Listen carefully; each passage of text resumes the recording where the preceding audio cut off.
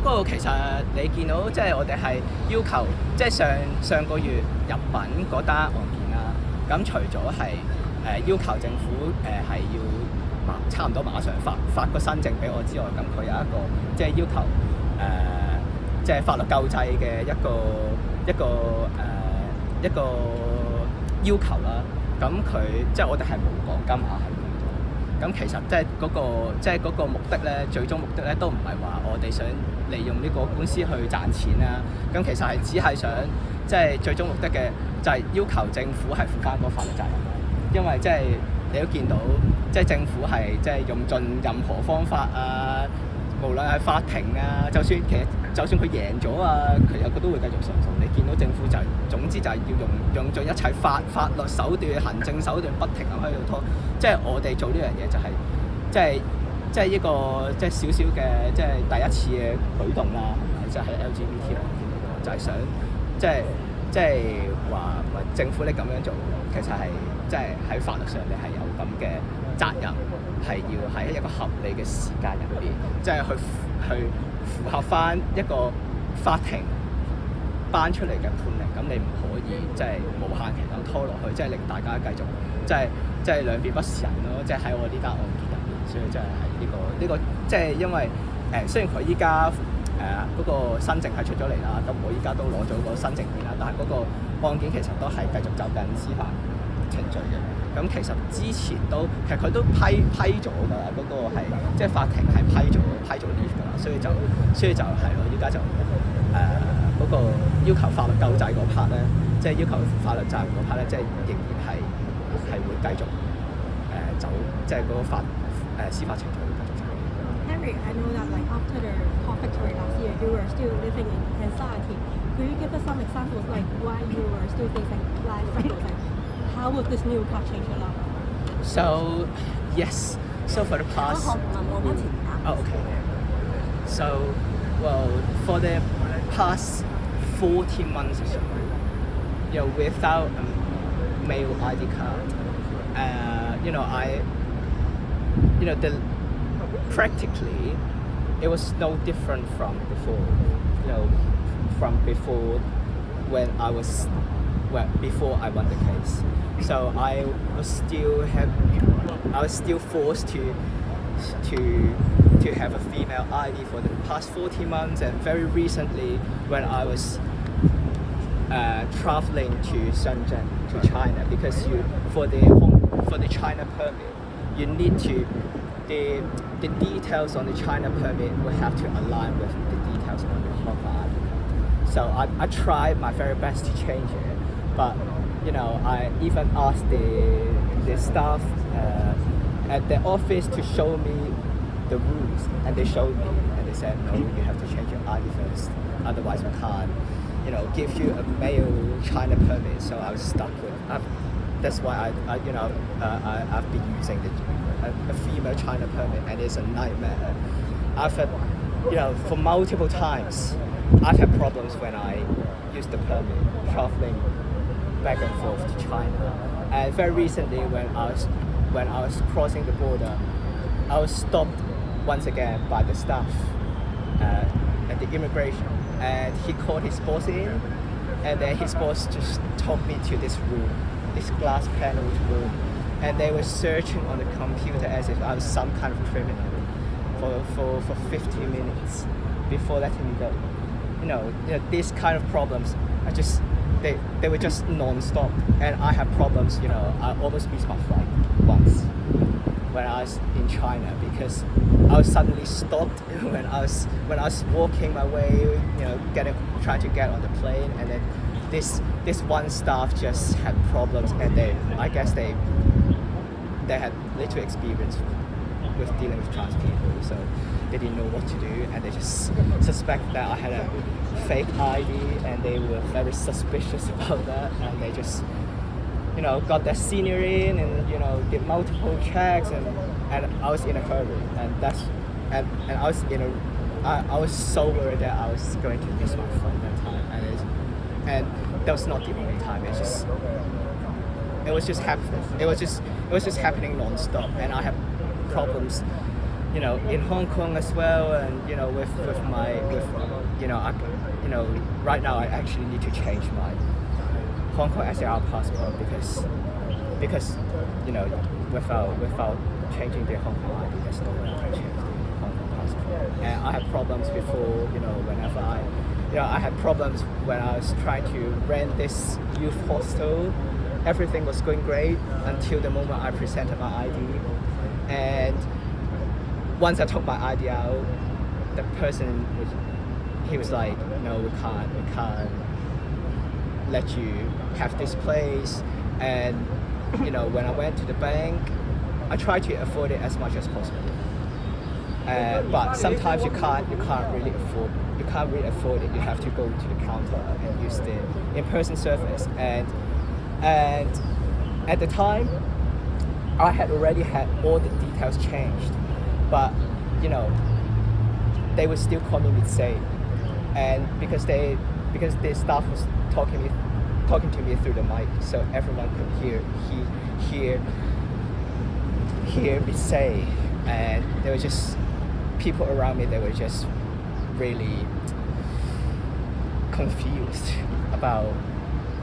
why is this bearded man called me say, and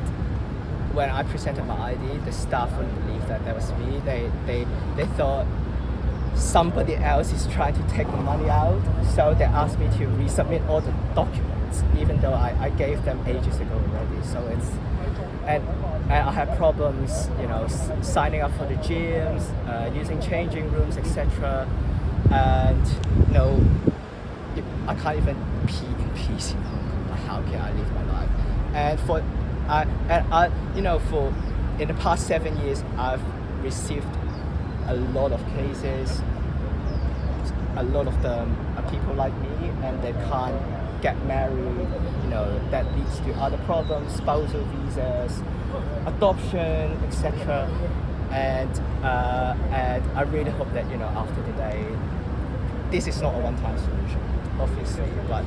I hope that this will solve all the burning issues for me and the people behind me.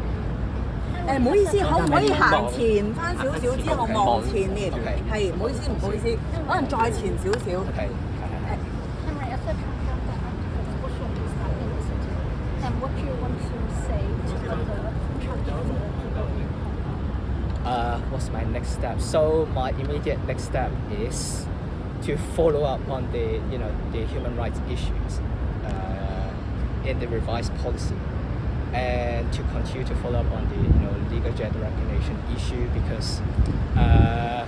obviously changing the ID card does not mean that we are consistently recognized by the law as I acquire gender. So that will have some problems, and I will continue to work on that with my lawyers. 可唔可以講下咧？你接到嘅 case 入邊咧，佢哋移交換證嘅嗰個情況係點？有冇遇到啲咩困難？同埋你之後有冇話會持續做啲咩工作？遇到啲咩困難？應該咁講，即係有冇遇到啲咩困難？即係其實跟開 case 嘅咧，即係特別係跨男啦。咁其實嗰個即係案件，因為本身所有嘅元素都係跨男嘅，所以你見到點解出嚟嗰個政策係即係大部分嘅改變都係有關跨男，就係其實係咁解嘅。即係你話嗰個政策出嚟，其實係咪話即係非常之即係預期之外咧？其實就應該如果有跟開嘅人都應該唔會覺得佢係一個非常之大嘅，即係特別係香港政府咁被動啊，咁即係咁 negative 嘅作風，其實出嚟即係係咯，咁即係其實身邊嘅跨男咧，即係其實我之前都即係喺上中院冇幾耐之前啊，上年咁其實推出咗一個叫香港跨男嘅一個即係嘅一個諗住係即係推一推案件嘅一個項目啦。咁其實即係入邊參與嘅跨男咧，即係以我所知啦，其實大部分嘅人咧應該係六個人，因為其中一個係即係佢已經做咗全套手術啦，但係其實8個入面咧有6個係以我所知係馬上符合到呢個新政人嘅要求，所以就即係你見到嗰個即係其實近呢1-2個星期，其實我身邊幾十個跨男，其實佢哋都係馬上符合到嗰個條件嘅。你就係講緊我認識我嘅啫，你未講緊係有啲我有好多我唔識㗎嘛，係咪？咁即係你見到即係嗰個改善係嗰個程度係幾大，特別你對比翻以前嗰啲一啲數據，即係以前可能即係成功換到證嘅，特別係跨男嚟講啦，其實可能每年咧可能個位數字0個1個，因為嗰個做下身手術對跨男嚟講咧，其實係真係非常少部分嘅人係會真係話我真係有咁嘅慾望係真係去做一個創傷性骨骼嘅手術咯。咁當然係有咁嘅人喺度嘅，但係就嗰個比例係比較少咯，即係你要平衡翻嗰個即係嗰個 outcome，所以你見到係比較少人係符合到舊嗰條嘅，所以依家新政策底下咧，即係預期到即係你睇翻香港大概有幾多跨男啦，即係如果大部分嘅跨男嚟講，即係可能即係除翻可能1000幾2000人啦，香港做咗某啲醫療程序嘅跨性別者，即係你除翻大概可能有即係幾百個人係會係馬上受惠到。咁或者你分享下，即係而家個身份證咗新嘅成員之後，你生活上啦會有啲咩新嘅問題，或者你自己預計會個生活有啲咩改變咁樣？生活上話梗係好大改變啦！我依家要即刻去即係去繼續去即係搞啲即係文件啦，即係佢去換特區護照啊，即係佢去更改咩銀行戶口嗰啲資料啦，即係等佢終於唔使叫我做謝小姐啦，之後去出銀行，即係經過支咪度一叫謝小姐，後面啲人全部都望住我，即係之前去睇醫生又係咁。即係又係通常一叫咧，嗰啲護士咧就會即刻話係咪你啊，係咪你啊？次次見即係次次去親醫院都係咁，所以即係呢啲問題咧，就係即係可以得到一個有效嘅解決咯。咁當然即係仲有其他問題，即係譬如可能喺即係香港結婚，即係雖然你係即係依家其實即係啲人改咗 BNO， 就算即係政策改咗之前，有啲人攞 BNO 嘅人咧，其實有啲都出咗去，即係用佢哋嘅即係後天性別去結婚啊。但係即係新政策之下咧，即係更多人可以受惠咯，因為畢竟唔係個個人有 BNO 係咪？咁之前其實都，如果啲朋友就係即係未必係有 BNO 啦，咁就係因為呢啲問題咁，令到佢即係出外工作係有非常之大嘅阻滯咯。咁即係咁當然即係呢啲情況，如果即係政府係及時處理嘅話，咁呢啲問題其實就唔會喺過去14個月發生啦。但係就係咯，咁希望之後就如果有同樣嘅情況，就唔會再發生。有冇一啲嘢係你今日係想即刻做？我有新政策。依家改有咩做？係啊。依家要即刻更改其他嘅文件咯，就係要馬上更改其他嘅文件，就係因為出去就係要有啲情況就係必須要個特區護照，所以就係我係要馬上要去搞掂呢樣嘢，同埋其他即係可能要去改銀行戶口啊，同埋其他有關一切所有牽涉嘅稱謂啊、性別啊。嘅一啲公司啊，或者係咯，可能去 sign up 翻做 gym 咯，即係因為即係之前講咗好耐，其實因為即係呢啲種種嘅問題，其實我都即係盡量避免去做啊。因為以前其實即係未換到證之前咧，即係因為本身我係冇可能參加到類似做任何嘅活動，即係如果我去比賽，譬如即係我以前其實係即係一個好為活躍嘅一個運動員啦，即係我以前成日都即係跑好多步啊，即係甚至一個即係青年嘅一個 ranking 嘅嘛，即係以前細個。但係即係換咗即係之前，但係即係當我翻之後，我性別過渡係即係用一個男性嘅身份生活，但係又換唔到證嘅情況之下，其實我係冇辦法參與女子運動之餘咧，我亦都參與唔到男子運動。咁所以依家換到證，咁希望即係可以即係重投翻，即係一個正常人會做嘅嘢咯，即係可能去做翻運動啊 ，sign up 翻做 gym 啊，即係可能去即係其實之前都過去嗰1-2個星期都喺度睇緊㗎，喺度睇緊啲咩邊度做 gym 比較平啊，可能即刻 sign up 翻，即係去即係唔使過一個咁唔健康嘅日子咯，係即係可以即係重投翻一個正常嘅生活。本身幾耐冇入過 gym 喎？幾耐冇入過？真係公立嗰啲我真係話翻嚟以嚟，我17年翻嚟之後我就係。我想問下，即係當初你都提及過話，即係社會上可能都有同性嘅批評啦，即係攻擊啦，你會唔會擔心今次嘅事件之後，即係社會上啲傳統媒體啊或者啱會有比較多嘅紛爭咁樣？呢個其實我又唔係好驚喎，其實佢對我嘅攻擊咧，即係佢哋當然有攻擊啦，但係真係但係佢攻擊就唔止係佢哋咯，即係可能因為之前即係過去嗰2個星期就有啲即係因為可能即係有即係一啲人就即係可能故意扭曲啊，或者佢係完全冇睇清楚嗰個案件嗰個範圍係乜嘢啦，咁佢哋都冇即係好好咁比較個新舊嗰個條例啦，所以就即係之前就即係即係有好多即係假消息啊，就喺即係新聞上面。即係周圍走嚟走去啊！即係甚至即係上到國際媒體咁樣，即係話新政策係違憲，即係違反上年中院嗰個判令，又話係一個倒退。但係即係你睇翻清楚，即係佢點樣睇，佢都冇可能係一個倒退嘅。即係雖然佢嗰個新政策入面另外一個即係所謂唔需要全套手術嗰個方案，咁佢仲係有人權問題嘅，呢個我絕對承認嘅。但係你點樣睇，佢都係比之前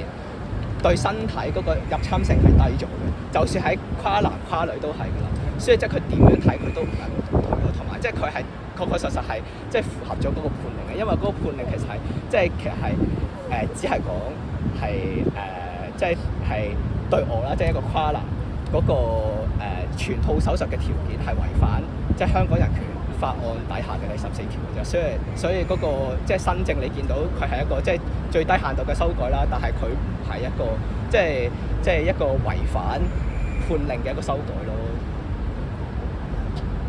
咁有冇知有冇跨女係遞咗表啊？跨女遞咗表，其實我以我嚟講咧，即係其實我過去1年，即係我同我嘅組織我都冇叫過。冇明言啊，冇公開召集過跨女去遞表嘅，但係我唔知道，即係遞咗表嘅跨女，即係佢哋係乜嘢嘅情況啦。但係即係我自己就冇咁樣去叫過佢哋，即係去遞表咯。咁而家會唔會協助埋跨女咧？依家會唔會協助埋跨女？即係如果其實都有跨女一路以嚟。過去1年幾，即係去到今時今日，其實都有人嚟揾過我嘅。之前可能即係其實一開始其實終審法院佢出咗裁判之後，其實佢係無啦啦停晒所有嘅處理所有嘅身份證申請㗎嘛。其實嗰陣時都有跨女揾我，所以就其實都冇停過啦。其實都一路都有幫緊呢啲跨女嘅，咁就係咯。如果遲啲有邊個有問題嘅話，都好歡迎佢哋嚟繼續揾我睇下，即係我睇下有咩可以即係做到嘅盡量幫到。唔該晒。你係咪有啲咩 pose 有咩 pose？我有張巨型。我有 pose 啊！好啊！我有呢個，攞張燈俾我，中文嘅。中文。